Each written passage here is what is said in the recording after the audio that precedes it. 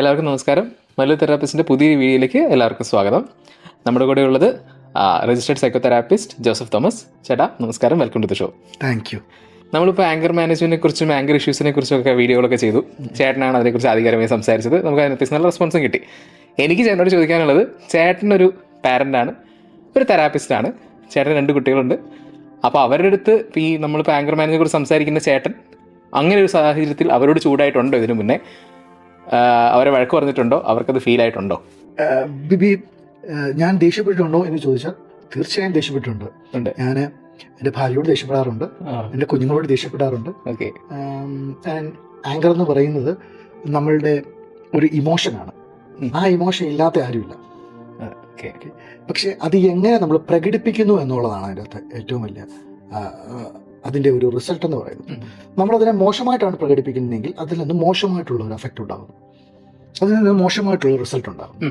ഇപ്പം നമുക്കെല്ലാം പല തരത്തിലുള്ള വികാരങ്ങളുണ്ട്. വികാരങ്ങളൊന്നും അടിച്ചമർത്താനുള്ളതല്ല, അതെല്ലാം പ്രകടിപ്പിക്കാനുള്ളതാണ്. പക്ഷെ ഏത് വികാരവും പ്രകടിപ്പിക്കുമ്പോൾ അത് ആരോഗ്യകരമായിട്ട് വേണം പ്രകടിപ്പിക്കാൻ. അത് സ്നേഹമാണെങ്കിൽ കൂടെ. ഇപ്പൊ ഒരു കനേഡിയൻ കൾച്ചറിൽ 2 പേരെ കണ്ടു, ഇഷ്ടപ്പെട്ടു, അല്ലെങ്കിൽ 2 പ്രേമിക്കുന്നവർ തമ്മിൽ കണ്ടു, അല്ല സ്നേഹിക്കുന്നവർ തമ്മിൽ കണ്ടു. അവർ ഇപ്പോൾ ഒരു മാളിലാണ് കാണുന്നതെങ്കിൽ ചിലപ്പോൾ അവർ ലിപ് ലോക്ക് ചെയ്താൽ ഇവിടെ ഇറ്റ്സ് എ നോർമൽ തിങ്. ഈ സെയിം കാര്യം നമുക്ക് നാട്ടിൽ ചെയ്യാൻ പറ്റുമോ? ഇല്ല, ചെയ്യാൻ പറ്റത്തില്ല. നമുക്ക് 2 ഡിഫറെന്റ് കൾച്ചർ. ഞാൻ പറഞ്ഞതാണ്, ഓരോ നമ്മൾ ഇമോഷൻസ് പ്രകടിപ്പിക്കുമ്പോൾ അവിടെ കൾച്ചറൽ ആസ്പെക്ട്സ് കൂടെ അതിനകത്ത് ഇമ്പോർട്ടൻ്റ് ആണ്. ഏത് ഇമോഷൻ എവിടെ പ്രകടിപ്പിക്കുന്നു. നമ്മൾ ഇപ്പം അടച്ചിട്ട മുറുകി പ്രകടിപ്പിക്കേണ്ട സ്നേഹമുണ്ടാവാം, അല്ലെങ്കിൽ പൊതുമധ്യത്തിൽ നമ്മൾ ഉള്ള സ്നേഹപ്രകടനങ്ങളുണ്ടാവാം. ഇതെല്ലാം സ്നേഹപ്രകടനം, പക്ഷെ അത് ആരോഗ്യപരമായിട്ടുള്ള രീതിയിലാവാം.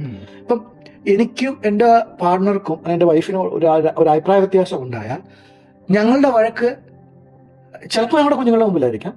പക്ഷെ ഞങ്ങളുടെ വഴക്കുകൾ 1 മിനിറ്റ് 2 മിനിറ്റേ കാണത്തുള്ളൂ. 3ാമത്തെ മിനിറ്റ് ഞങ്ങൾ ഒന്നിച്ചിരിക്കുന്നത് ഞങ്ങളുടെ കുഞ്ഞുങ്ങൾ കാണും.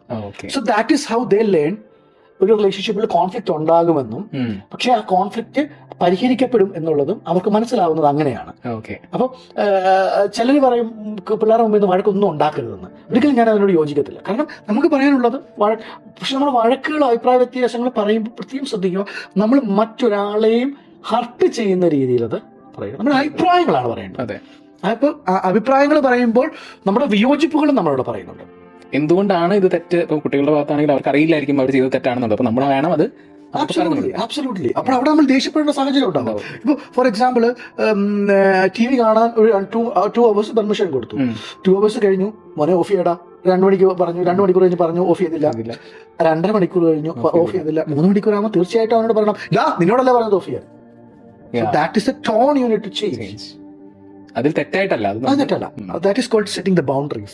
We need to set those boundaries. And it's okay to do that. ഇനി നമ്മളുടെ ഭാഗത്തുനിന്ന് ചിലപ്പോൾ നമ്മൾ ഹ്യൂമൻസ് അല്ലേ, നമുക്ക് ഭയങ്കരമായിട്ട് ദേഷ്യം വന്നു, നമ്മൾ പിള്ളേരോട് ഭയങ്കരമായിട്ട് ദേഷ്യപ്പെട്ടു. നമുക്ക് തന്നെ തോന്നുക, അയ്യോ അത്ര ദേഷ്യപ്പെട്ട ശരിയായില്ലല്ലോ. അവൻ്റെ അടുത്ത് പോയിരിക്കുക, അവനോട് സംസാരിച്ചിട്ട് പറയാ, മോനെ എടാ അപ്പ അത്രയും ദേഷ്യപ്പെടാൻ പാടില്ലായിരുന്നു, എൻ്റെ ദേഷ്യം ഇച്ചിരി കൂടിപ്പോയി, and I am sorry for that.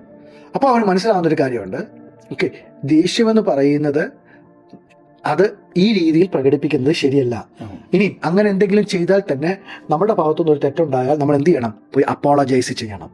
So this is the learning he gets in parents. Okay, അപ്പോൾ പാരന്റിംഗ് എന്ന് പറയുന്നത് ഇറ്റ്സ് ആക്ച്വലി ആൻ ആർട്ട്. ഞാനിപ്പോൾ തെറാപ്പിസ്റ്റാ, എന്റെ മോനോ അല്ലെങ്കിൽ മോളോ ചിലപ്പോൾ നാളെ തെറാപ്പിസ്റ്റ് ആവണമെന്നില്ല. So they are learning from us. ഞാനിപ്പോൾ അവനോട് ഇപ്പം നമ്മൾ ഈ സംസാരിക്കുന്ന ഒരു പോഡ്കാസ്റ്റ് പോലെ അവനോട് 1 മണിക്കൂർ ഇരുന്ന് ഞാൻ പറഞ്ഞു കൊടുത്താലും അവനൊന്നും മനസ്സിലാവില്ല.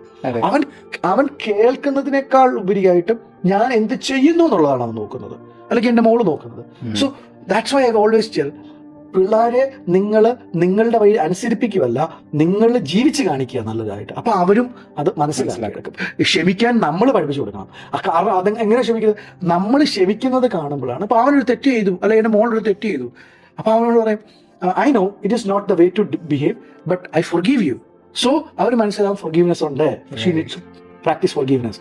ഓക്കെ, ഒരു കാര്യം അവൻ ചെയ്തു തന്നു, അവന് thank you so much for doing that. അപ്പോൾ അവന് മനസ്സിലാവും നമ്മൾ ഗ്രാറ്റിറ്റ്യൂഡ് കൊടുക്കണം. Correct. So this is how. So നാളെ മറ്റ് ഇൻഡിവിജ്വൽസിനോട് അവൻ നമ്മൾ പഠിച്ചത് അവിടെ പ്രവർത്തിക്കണം. ഒരിക്കലും ഒരു തെറാപ്പിസ്റ്റ് ആയിട്ട് നമുക്ക് വീട്ടിൽ ജീവിക്കാൻ പറ്റത്തില്ല, ജീവിക്കരുത്. ഞാനങ്ങനെ എനിക്കിപ്പോൾ എൻ്റെ തെറാപ്പിസ്റ്റ് ആയിട്ട് സുഹൃത്തുക്കളുണ്ടെങ്കിൽ എപ്പോഴും പറയും ഒരിക്കലും ഒരു തെറാപ്പിസ്റ്റ് ആയിട്ട് ജീവിക്കരുത്. Rather be a real human being. കാരണം ആ റിയൽ ഹ്യൂമൻ ബീയിങ് ആയിട്ട് നമ്മൾ ജീവിച്ചാൽ മാത്രമേ നമുക്ക് നമ്മുടെ കുഞ്ഞുങ്ങളെ ടേക്ക് കെയർ ചെയ്യാൻ സാധിക്കത്തുള്ളൂ. അല്ലെങ്കിൽ നമ്മൾ ആർട്ടിഫിഷ്യൽ ആയിപ്പോ. കറക്റ്റ്. ഞാൻ എപ്പോഴും നമ്മൾ എല്ലാവരോടും പറയും വർക്ക് വീട്ടിലോട്ട് കൊണ്ടുവരുന്നത്, വർക്കും വീടും ഡിഫർ ചെയ്യണം, സിമിലർ വേ. പക്ഷെ നമുക്ക് കുറെ നോളജ് ഇൻസൈറ്റ്സ് ഉണ്ട്, അത് നമുക്ക് ഇംപ്ലിമെന്റ് ചെയ്യാൻ സാധിക്കും. ഓക്കെ.